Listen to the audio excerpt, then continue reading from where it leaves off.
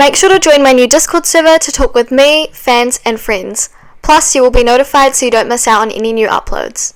Hi everyone, welcome back to another video. In today's video, I am starting my new series where I recreate my iconic intros and give them glow-ups. My first target today is the cupcake intro, which went viral during 2020.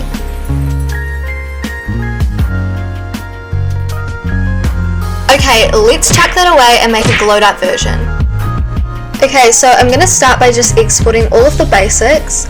So that includes my character and any props that I need. So I'll be needing a kitchen, obviously for the background, and some little items like the flour, the bowl, the spoon, just everything that's going to make this animation more detailed.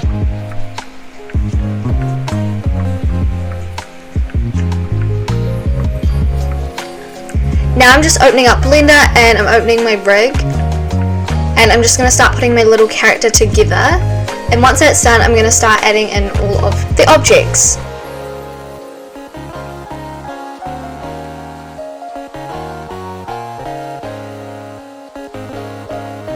The more objects the better, because it's going to create a more detailed setup.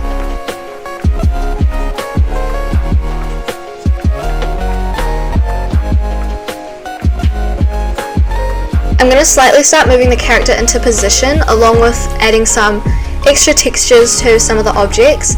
So I'm making the bowl have a glass texture to make it look more realistic, and with the spoon I'm going to create a glossy texture to make it look like a metal spoon and make it even more detailed.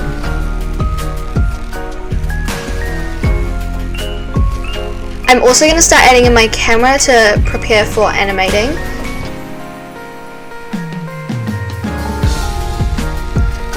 Okay, I have basically my entire setup ready, so I'm going to keep looking back at my old intro for reference as I begin to animate.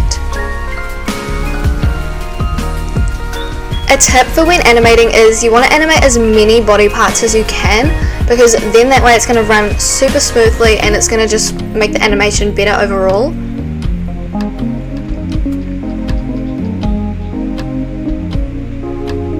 I'm just making sure that the spoon and the hand move together and it's not looking too glitchy and it's just running really smoothly.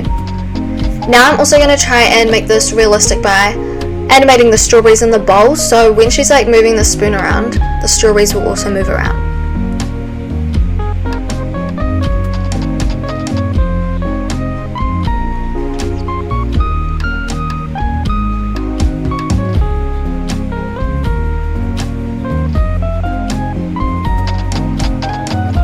Also for this part, this is only going to be the part 1, because in the middle, if you saw the intro earlier, when the flower transition happens, it's actually 2 clips.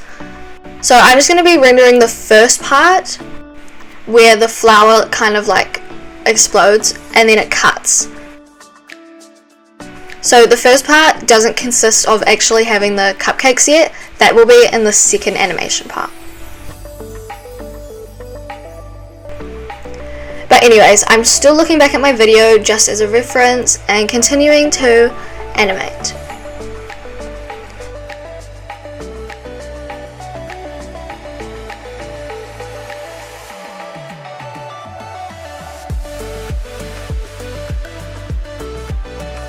Every single segment you need to make sure that the object is in the exact spot that you want it.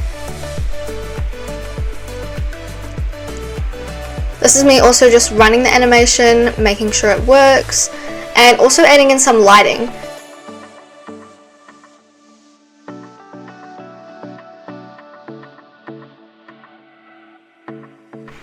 Okay, now I'm starting the animation render, and this will be the finished part 1 of the animation.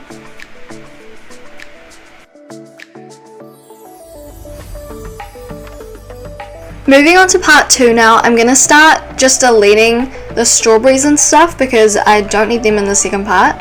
And then I'm going to head over to Roblox Studio and export some cupcakes. I'm going to import the cupcakes and just change some of the colours on them to my liking.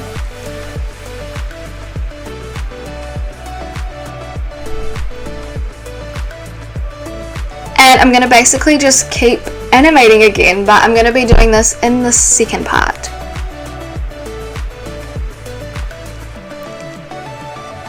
animating for this part isn't a whole lot harder because it's just her bringing the cupcake up to her mouth. But with the camera and everything, I just had to make sure that it was in the exact spot that I needed so that the transition would be really smooth when I go to add the flower.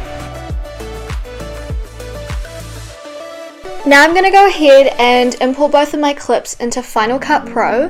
This is where I'm going to be editing the entire intro.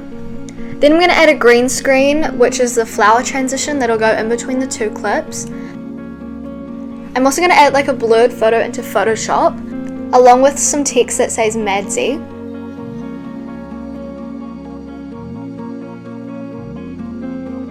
Then I'm going to import it back into Final Cut Pro, and I'm going to add some extra effects, like some music, some sparkles, and just kind of put everything together.